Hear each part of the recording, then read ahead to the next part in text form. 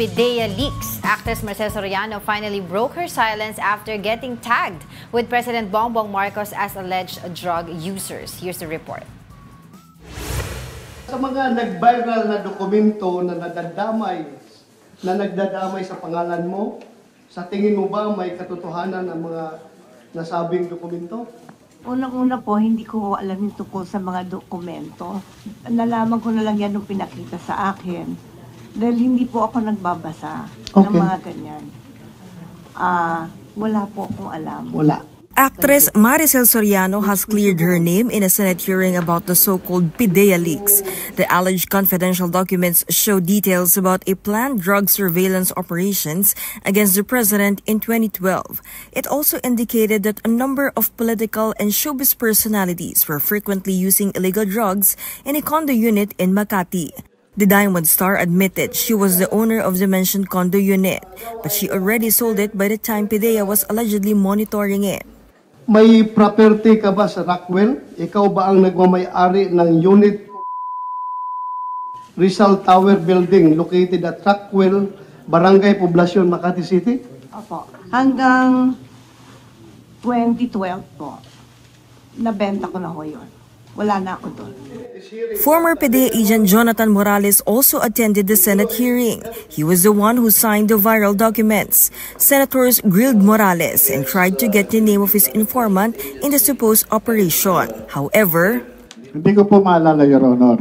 Ikaw, Morales, nagbabanggit ka ng pangalan ng mga personalidad, ultimo pangalan ng presidente, ultimo pangalan ng mga iba't ibang sikat na artista na wala ka namang ebidensya. PIDEA reiterated the PIDEA leaks are not authentic.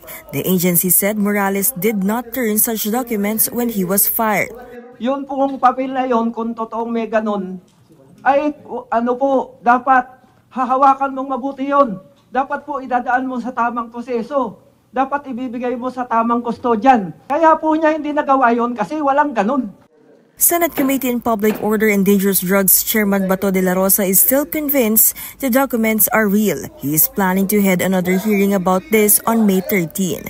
Senate President Mig Zubiri warned his fellow senators of making the hearing into a political witch hunt. Mag-ingat lang tayo, huwag po tayo magpagamit for political persecution. This goes for every committee hearing, ha? Former Senator Antonio Trillanes claims De La Rosa's Senate hearing is part of the ouster plot against the president. The senator was quick to deny Trillanes' conspiracy involving him. President Duterte, hindi tumawag sa akin. Walang malang kahit kunting nihaw-niho para sa kaso na ito, para sa investigasyon na ito. Wala. Cross my heart, hope to die. Tamaan ako ng kidlat ngayon kung ako'y tinawagan ni President Duterte. For News 5, Camille Samonte, We Are One News.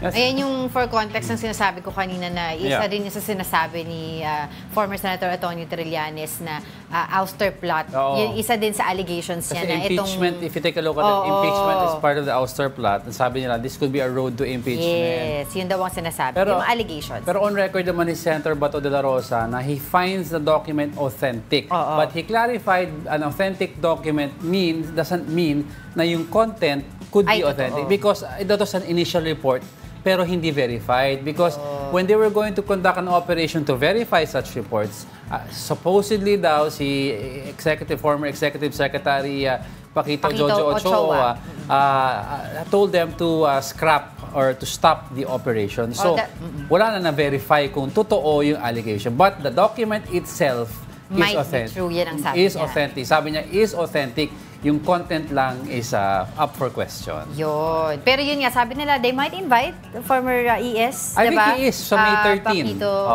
Ochoa to clarify the allegations against if he really stopped the operation. Yes.